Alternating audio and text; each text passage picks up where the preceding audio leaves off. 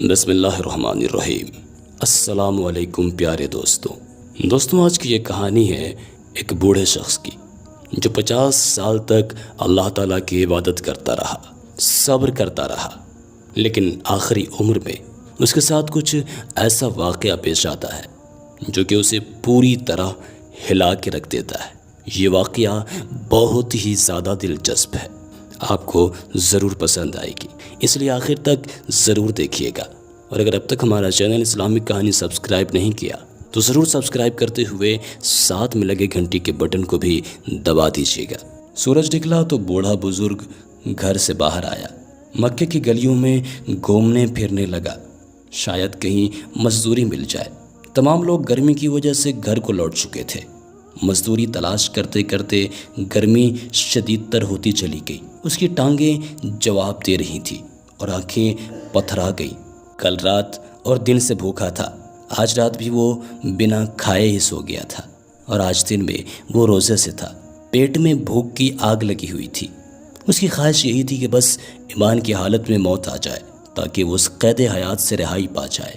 انہی سوچوں میں گمسم مٹی کریت رہا تھا، اچانک اس کا ہاتھ ایک نرم اور ملائم چیز سے جا لگتا ہے۔ اسے کچھ یوں محسوس ہوتا ہے جیسے کہ سانپ کی دم ہو۔ وہ اپنا ہاتھ کھینچ لیتا ہے، پھر دل میں خواہش پیدا ہوتی ہے کہ کاش یہ سانپ مجھے ڈس لے اور میں جلد از جلد اس دنیا سے چلا جاؤں۔ لیکن ساتھ ہی خیال آتا ہے کہ مومن کے لیے کہاں جائز ہے کہ موت کی تمنا کرے۔ خودکشی کرنا اسلام میں ناجائز ہے، اسلام میں سخت حرام ہے۔ چنانچہ اس نے اللہ سے معافی مانگی اور دوبارہ اس چیز کو غور سے دیکھنے لگا۔ اسے بڑا تعجب ہوا کہ یہ بے حس و حرکت پڑی ہے۔ اس نے اسے پاؤں سے ٹھوکر بھی مارا، لیکن وہ چیز جوں کی توں پڑی رہی۔ اس نے ہاتھ سے مٹی ہٹا کر اسے پکڑا تو ہمیانی نکلی جو سونے کے دینار سے بھری ہوئی تھی۔ اسے دیکھ کر بھوک اور پیاس ختم ہو گئی، اعصاب میں نئی قوت پیدا ہو گئی، بلکہ مانو جسے جوانی ہی لوٹ آئی ہو۔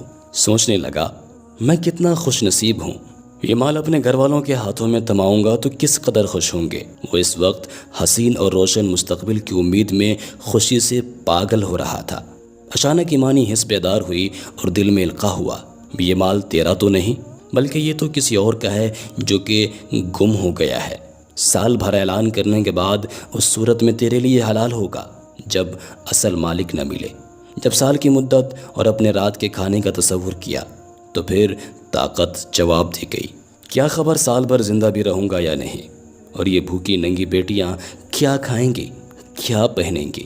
خواہش پیدا ہوئی کہ تھیلی کو واپس اسی جگہ رکھائے اور آزمائش میں نہ پڑے، لیکن بذات خود دانا اور عقل مند انسان تھا۔ جانتا تھا کہ اگر گمشدہ مال کو دیکھ کر چھوڑ دے تو کوئی ذمہ داری نہیں ہوتی، لیکن اگر اسے پکڑ کر دوبارہ رکھ دیا جائے تو ذمہ داری رکھنے والے کی ہوگی۔ اسی قسم کے تفکرات دماغ میں ٹکرانے لگے۔ اسے محسوس ہوا کہ کن پٹی کی ہڈیاں چور ہو رہی ہیں۔ ایک طرف یہ خیال اٹھتا کہ دبا رکھو، کیا جاتا ہے، اللہ کا دیا ہوا رزق ہے، اس کے ذریعے بھوکی ننگی بیوی اور بیٹیوں کا پیٹ بھر جائے گا، ان کا تن ڈھانکوں گا۔ ارے کوئی بات نہیں ہے، طاقت ہوئی تو پھر سے دینار چکا دیں گے، اس کا کم بھی واپس کیا تو کیا فرق پڑے گا اس کو، اتنے سارے دینار ہیں اس میں۔ لیکن پھر دوسری طرف یہ خیال بھی پیدا ہوا کہ صبر کر، اے بھلے آدمی، امانت میں خیانت کا ارتکاب نہ کر۔ قبر کے کنارے بیٹھ کر مالک کی نافرمانی کا سوچتا ہے۔ چنانچہ پھر وہ اصل مالک کے ملنے تک ہمیانی گھر رکھنے چلا گیا۔ چوروں کی طرح گھر میں داخل ہوا تو اس کی بیوی نے دیکھ لیا اور پوچھا، ابو غیاث، ارے کیسے آ رہے ہو، کیا لائے ہو؟ جواب میں کہا، کچھ نہیں۔ بوڑھا انسان اپنی بیوی کو بتانا نہیں چاہتا تھا، جبکہ اس نے آج تک اپنی بیوی سے کوئی خبر چھپائی بھی نہ تھی۔ بیوی نے کہا کہ واللہ آپ کے پاس ضرور کوئی ایسی چیز ہے، لیکن کیا ہے، بتا دو نا۔ بوڑھا بزرگ ڈر گیا کہ کہیں میری بیوی کسی وہم میں مبتلا نہ ہو جائے۔ اسے سارا قصہ سنا دیا۔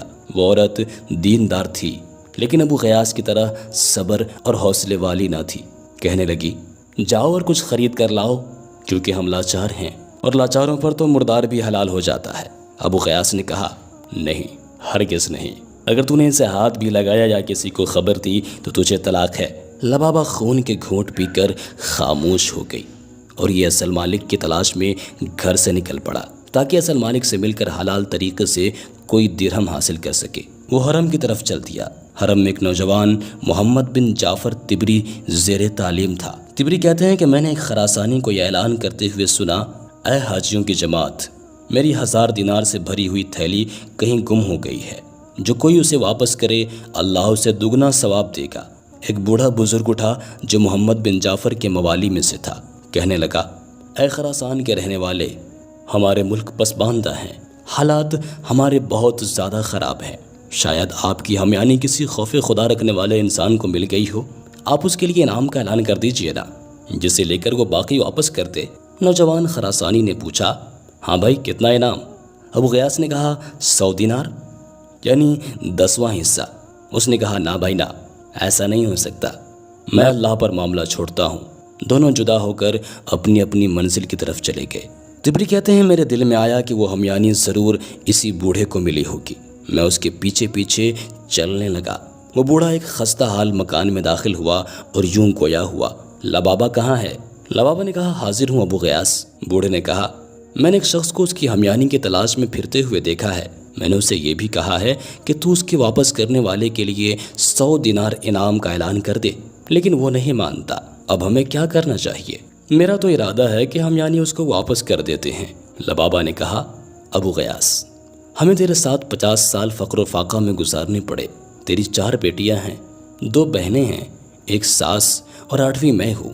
ابو غیاث اللہ بڑا مہربان ہے، اس کی شان اس امر سے بلند ہے کہ ایسے آدمی کو عذاب کرے جو ان کا واحد کفیل ہو۔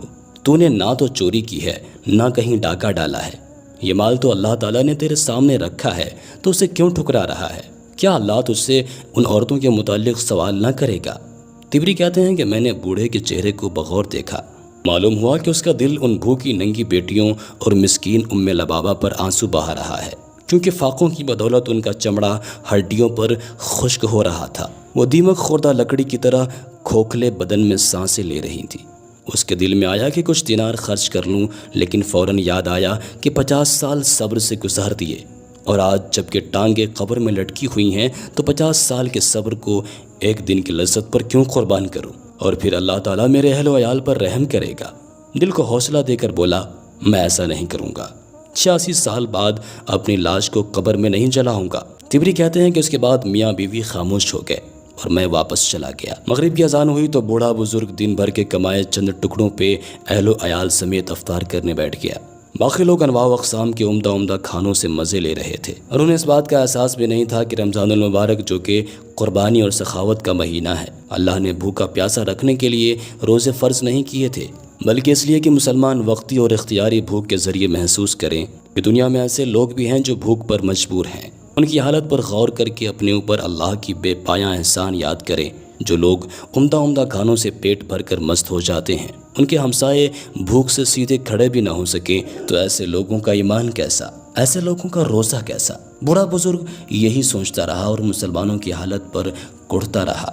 پھر کہتا اللہ تعالیٰ ہی نیکی کا الہام کرنے والا اور روزی تقسیم کرنے والا ہے۔ اس نے آج رات بھی بھوکے گزار دیا اور کھجوریں اور روٹی کے چند ٹکڑے بوڑھی ساس اور بچیوں میں تقسیم کر دیے۔ تبری کہتے ہیں کہ اگلے دن خراسانی حرم میں پھر وہی صدا لگا رہا تھا کہ کوئی میری 1000 دینار والی ہمیانی واپس کر دے تو اللہ اسے دگنا اجر دے گا۔ بوڑھا بزرگ اس کی خدمت میں عرض کرنے لگا، اے نوجوان، میں تجھے کہا تھا کہ ہمارا ملک بے آب ہو گیا ہے، وسائل زندگی کم ہیں، شاید وہ ہمیانی کسی خوف خدا رکھنے والے کو مل جائے تو انعام کے لالچ میں واپس کر دے، چلو 100 دینار نہ صحیح 10 دینار کا ہی اعلان کر دے۔ اس نے کہا ہرگز نہیں، بلکہ میرا اور ہمیانی کا معاملہ اللہ کی سپرد ہے۔ اس کے بعد دونوں جدا ہو گئے۔ تیسرا دن ہوا تو خراسانی نوجوان پھر حرم میں وہی صدا لگا رہا تھا، اور وہی بوڑھا کھڑا ہوا اور کہنے لگا، اے نوجوان، تو نے 100 دینار دینے کا اعلان کرنے سے انکار کر دیا، پھر 10 دینار انعام سے بھی انکار کر دیا، تو آج 1 دینار کا ہی اعلان کر دے، شاید کوئی ہمیانی اٹھا لانے والا اس دینار کے لالچ میں واپس کر دے۔ خراسانی نے کہا نہیں، بلکہ میں قضیے کا فیصلہ اللہ تعالیٰ پر چھوڑتا ہوں۔ بوڑھے بزرگ کی امید کا آخری سہارا بھی ٹوٹ چکا تھا اور سوچنے لگا کہ ابھی تو 1000 دینار ہاتھ میں ہے، سارا نہ صحیح تو 1 دینار ہی رکھ لوں کہ بھوکے ننگے بیٹیوں کا سامان کر لوں۔ لیکن دینی جذبہ پھر سے موجزن ہوا اور قیامت کے دن کے خیال سے ڈر گیا۔ سوچا 50 سال کے صبر کو ایک دن کی لذت پر قربان کر دینا سراسر گھاٹا نہیں تو اور کیا ہے۔ ابو غیاث نے خراسانی نوجوان سے کہا، آؤ اور اپنی ہمیانی لے جاؤ۔ تبری کہتے ہیں کہ میں نے ان کے پیچھے پیچھے چلنا شروع کر دیا۔ جب دونوں گھر کے دروازے پر پہنچے تو شیخ اندر داخل ہو گیا۔ تھوڑی دیر کے بعد باہر آیا اور خراسانی نوجوان کو اندر لے گیا۔ میں بھی ان کے ساتھ اندر چلا گیا۔ شیخ نے اندر جا کر محفوظ جگہ سے ہمیانی نکالی اور نوجوان سے کہا، کیا تیری ہمیانی یہی ہے؟ نوجوان نے کہا، ہاں۔ پھر بوڑھے بزرگ نے ہمیانی کا سر کھول کر دینار دامن میں پلٹے اور گنے تو پورے 1000 نکلے۔ پھر کہا، یہ تیرے ہیں۔ لبابا اور اس کی بیٹیاں یہ منظر دروازے کے سوراخ سے دیکھ رہی تھی، جیسے بھوکا دیکھ کی طرف دیکھتا ہے۔ خراسانی نے دیناروں والی تھیلی کندھے پر رکھ لی اور اس کے اوپر چادر اوڑھ کر چل دیا۔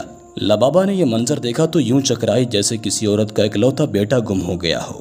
اس کی بیٹیوں کی باتیں کھلی کی کھلی رہ گئی۔ چند لمحوں بعد شیخ نے آہٹ سنی تو نظر اٹھا کر دیکھا کہ نوجوان واپس لوٹ آیا ہے۔ اگر یہ بوڑھا بزرگ اس سے روگردانی کر لیتا تو یہ بڑی بات نہ تھی، کیونکہ اس نے ان کے بھوکے ننگے مسکینوں کو دیکھ 1 دینار تک نہ دیا کہ وہ اپنی بھوک دور کر سکے۔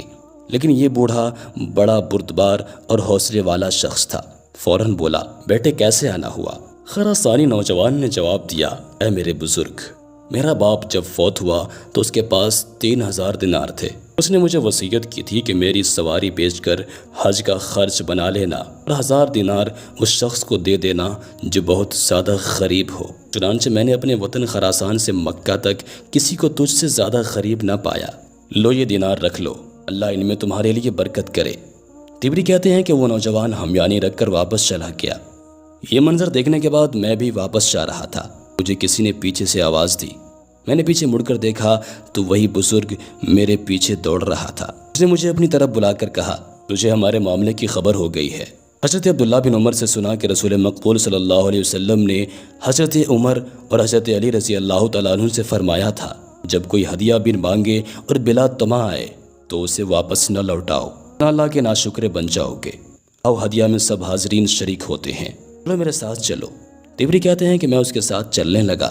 بزرگ نے مجھے راستے میں کہا، تو بڑا مبارک ہے، میں نے عمر بھر ایسا مال نہیں دیکھا تھا اور نہ دیکھنے کی امید تھی۔ میری قمیص دیکھ رہے ہو، اس میں قیام لیل کرتا ہوں، فجر کی نماز ادا کر کے اتار دیتا ہوں تاکہ میری بیوی اور بچیاں اور بہنیں باری باری اس میں نماز ادا کر سکے۔ مزدوری کر کے چند کھجوریں اور روٹی کے ٹکڑے خرید کر گھر لوٹ جاتا ہوں۔